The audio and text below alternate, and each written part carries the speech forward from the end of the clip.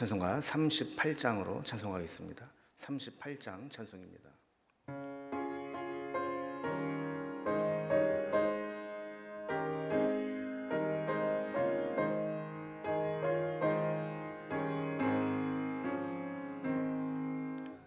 예수 우리 왕이여 이곳에 오셔서 우리가 왕께 드리는 영광을 받아주소서. 우리는 주님의 백성, 주님은 우리 왕이라. 왕이신 예수님 오셔서 좌정하사 다스리소서. 예수 우리 주시여 이곳에 오셔서 우리가 주께 드리는 찬양을 받아주소서. 우리는 주님의 종들, 주님은 우리 주시라. 주 되신 예수님 오셔서 이 찬양을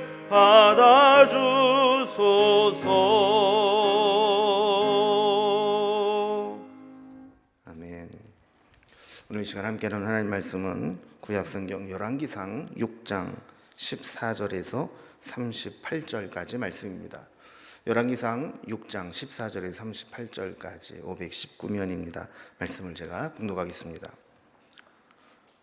솔로몬이 성전 건축하기를 마치고 백향목 널판으로 성전의 안벽 곧 성전 마루에서 천장까지의 벽에 입히고 또 잣나무 널판으로 성전 마루를 놓고 또 성전 뒤쪽에서부터 20규빗 되는 곳에 마루에서 천장까지의 백향목 널판으로 가로막아 성전의 내소 곧 지성소를 만들었으며 내소 앞에 있는 외소 곧 성소의 길이가 40규빗이며 성전 안에 입힌 백향목에는 박과 핀 꽃을 아로새겼고 모두 백향목이라 돌이 보이지 아니하며 여호와의 언약궤를 두기 위하여 성전 안에 내소를 마련하였는데 그 내소의 안은 길이가 20규빗이요 너비가 20규빗이요 높이가 20규빗이라.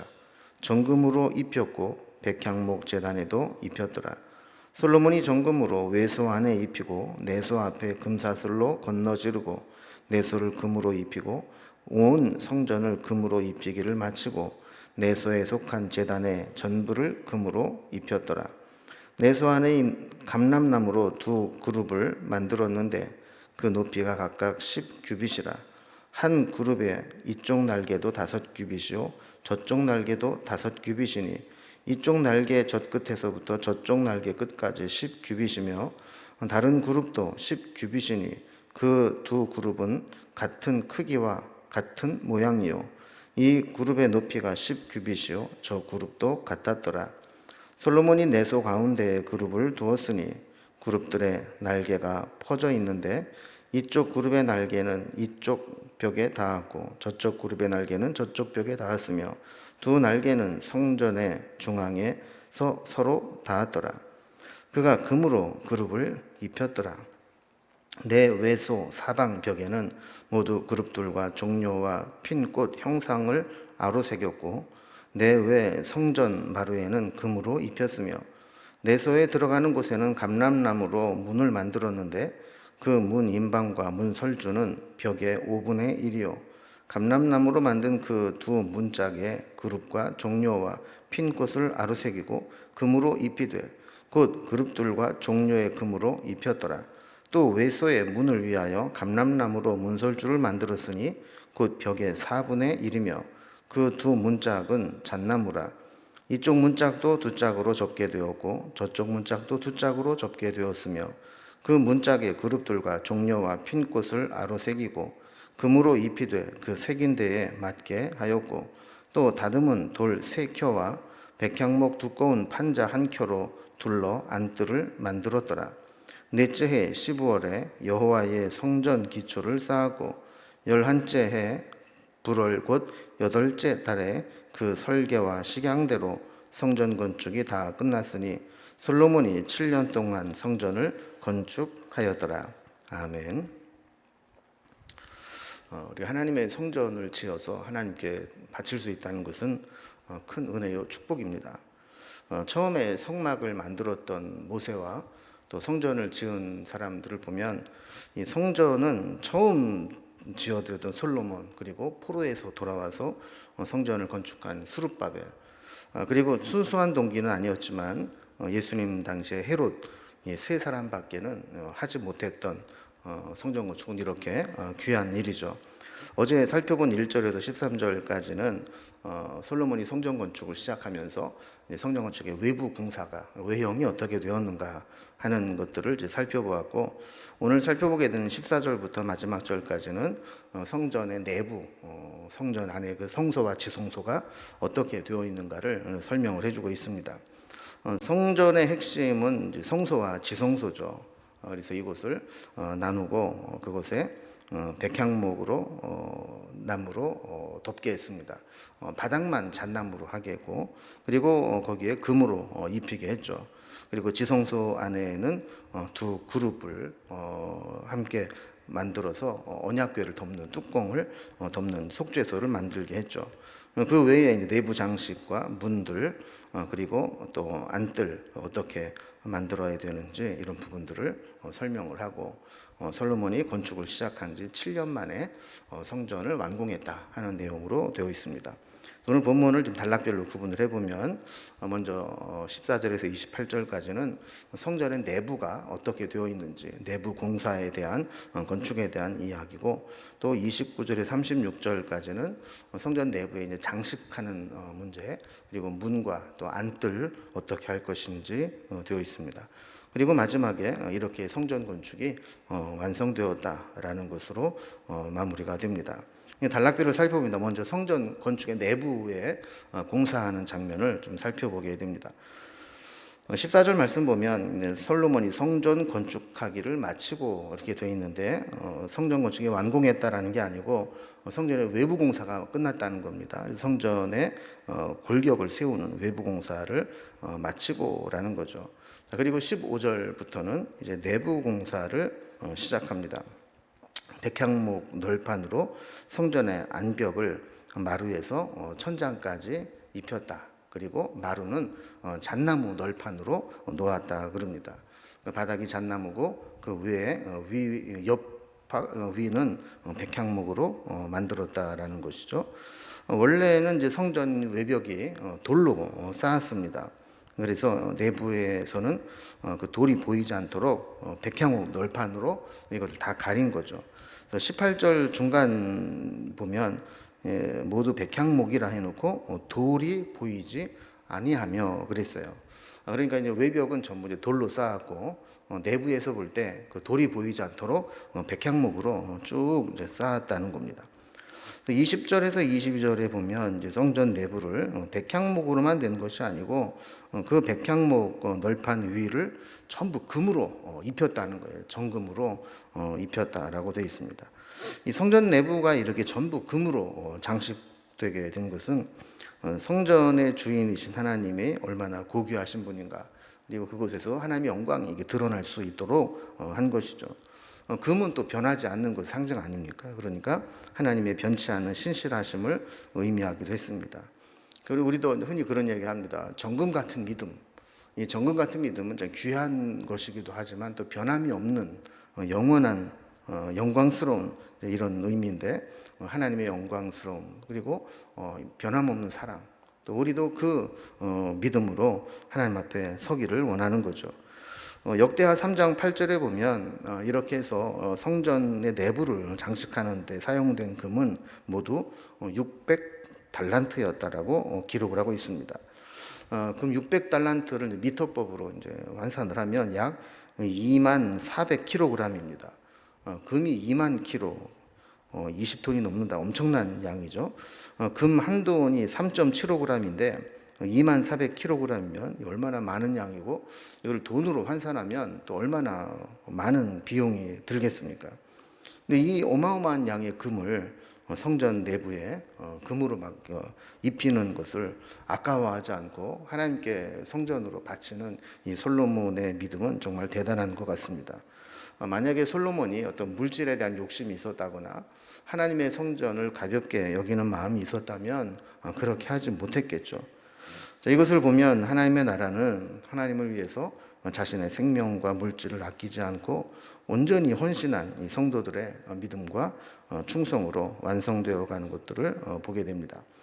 16절과 17절을 보면 이 성전 내부는 성소, 내소와 외소로 나누어져 있다, 이렇게 알 수 있습니다. 그래서 내소는 우리가 흔히 지성소로 알고 있는 부분이고, 외소는 우리가 이제 성소로 알고 있는 부분입니다. 성전의 이 뒷부분부터 20규빗 되는 곳에 마루부터 천장까지 백향목 널판으로 가로막아 성전의 내소, 지성소를 만들라 그랬습니다. 이것은 성전이 쭉 이렇게 있을 때 60규빗 길이에서 20규빗을 딱 잘라서 여기에 백향목 널판으로 가로막아서 여기를 안쪽을 내소, 지성소로 만들고 이 바깥쪽을 외소, 성소로 구분을 하라는 겁니다. 그러니까 60규빗 길이의 성전에 20규빗의 지성소, 그리고 40규빗의 성소로 그 성전 안을 이렇게 구분을 하라는 것이죠. 20절에 보면 지성소의 규빗이 다시 나오는데, 그 내소 안의 길이가 20규빗이고 너비가 20규빗이고 높이가 20규빗이다 그랬습니다. 그러니까 지성소의 공간은 세 방향이 넓이, 길이, 높이가 다 20규빗 정방형으로 정육면체로 되어 있습니다. 이 정방형 정육면체로 되어 있다는 것은 완전을 상징하는 것이죠. 18절에 보면 독특한 것을 묘사하는데, 성전 안에 금으로 입힌 백향목에는 박과 핀 꽃을 아로새겼다 그랬습니다. 19절에 보면 이제 이 성전 내소와 지성소를 구별한 이유를 설명하는데, 여호와의 언약궤를 두기 위함이다 그랬습니다.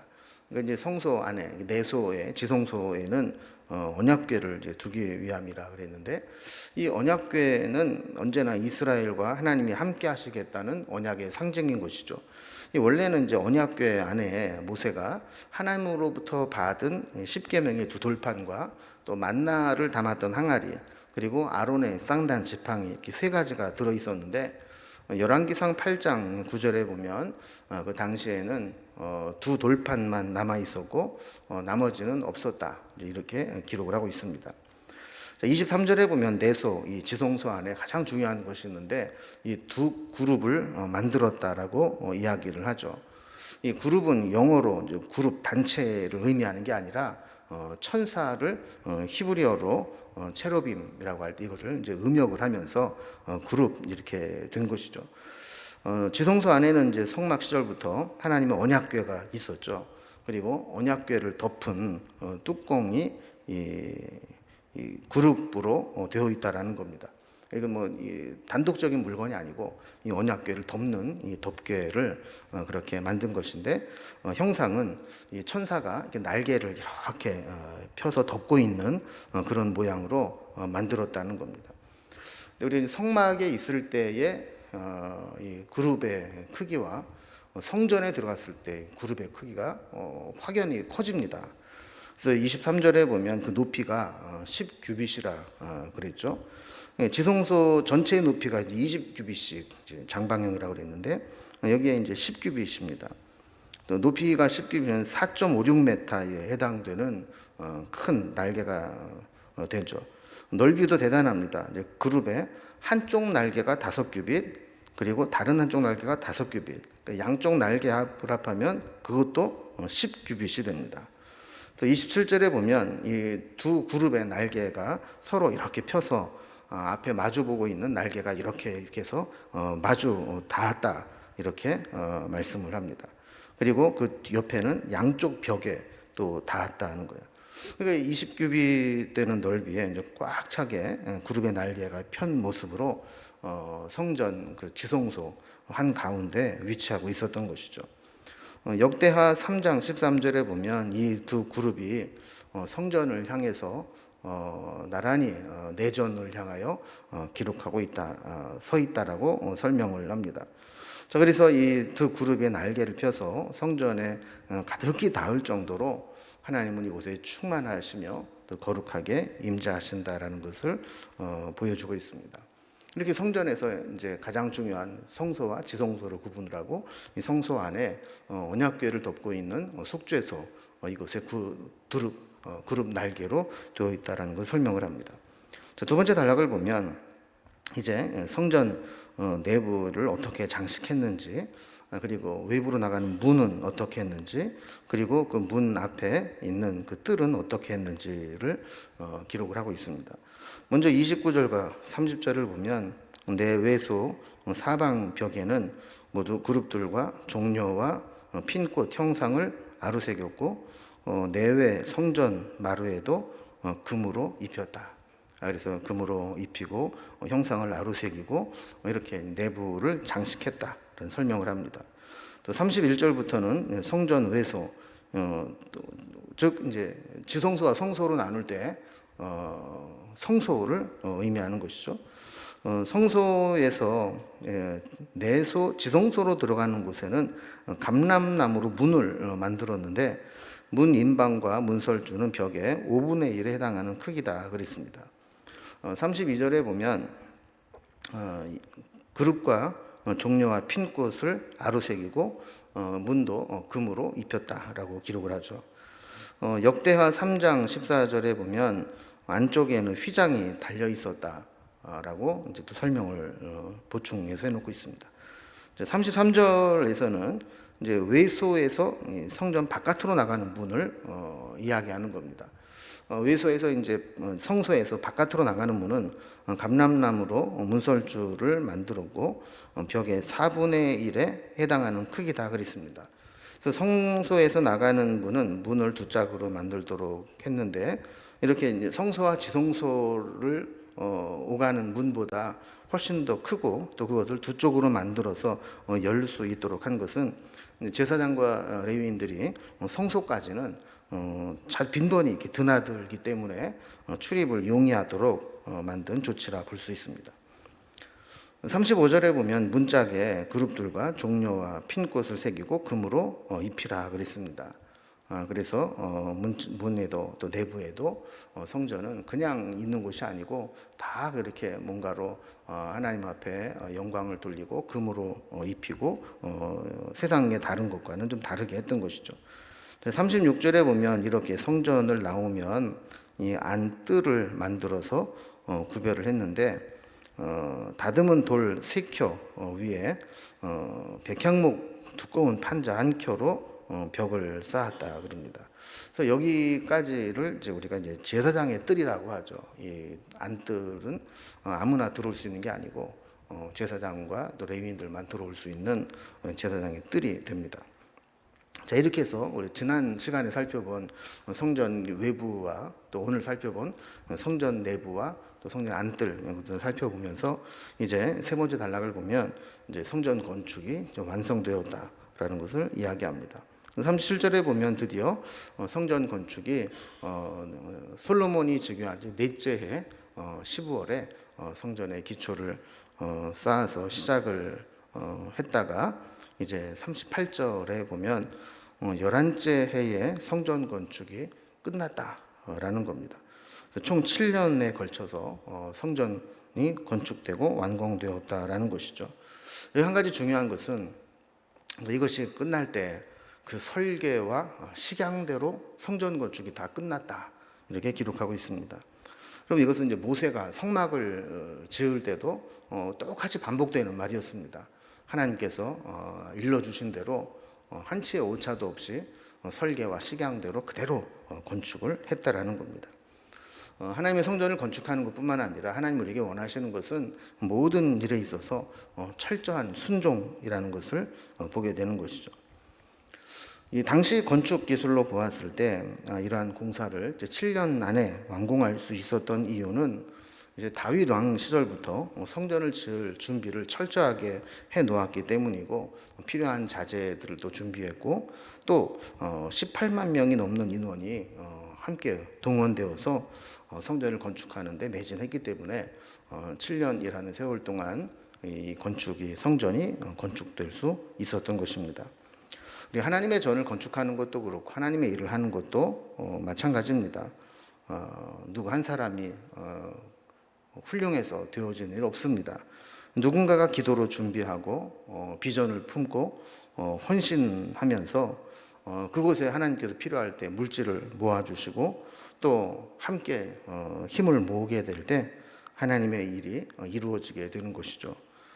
우리가 하나님 앞에 오늘 성전을 건축하는 모습을 보면서 성전이 금으로 두르고 이렇게 하나님의 영광스러움과 또 변함없는 은혜로 우리 함께 하시는 것을 기대하면서 우리도 정금 같은 믿음으로 하나님 앞에 고백하고, 또 성전 건축을 위해서 그렇게 다윗 시절부터 수많은 사람들이 헌신하여서 이룬 것처럼 우리도 하나님의 나라를 위해서, 하나님의 뜻을 위해서 힘을 모으고 또 하나님의 뜻을 이루어 나갈 수 있기를 주님의 이름으로 기원합니다. 기도하겠습니다. 하나님 아버지, 다윗부터 품었던 성전 건축의 꿈이 다윗의 아들 솔로몬에 의해서 7년여 만에 완공되는 모습을 살펴보았습니다. 우리에게도 하나님의 거룩한 뜻을 위해서 헌신하고 준비하고 이룰 수 있는 그 일에 동참할 수 있는 영광스러움을 허락하여 주시고, 또한 하나님께서 정금같이 그곳의 영광 가운데 임재하셨던 것처럼 우리도 정금 같은 믿음으로 주님 앞에 설 수 있도록 인도하여 주시옵소서. 내 일생에 하나님을 위해서 성전을 건축하는 심정으로 주님을 위해 무엇을 위해 살아갈까 고민하며 하나님이 기회를 주실 때 그렇게 하나님 앞에 쓰임받는 인생이 될 수 있도록 인도해 주시옵소서. 오늘도 우리와 함께 하실 하나님을 기대하며 예수님의 이름으로 기도드리옵나이다. 아멘. 이제 각자의 기도 제목들로 자유롭게 기도하시겠습니다.